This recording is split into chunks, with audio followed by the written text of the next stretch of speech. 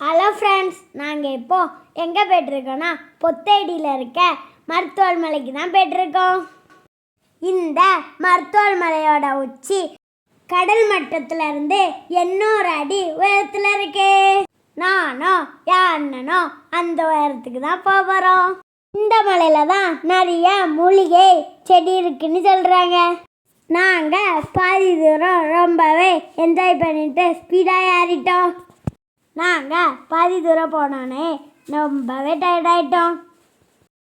ஆனால் எப்படியாவது உச்சிக்கு போயிடணும்னு சொல்லி கொஞ்சம் ரெஸ்ட் எடுத்து போனோம். ஒரு வழியாக மலையோட உச்சிக்கு வந்து சேர்ந்துட்டோம். நான் இதுவரை இவ்வளவு உயரமான இடத்துக்கு போனதே இல்லை.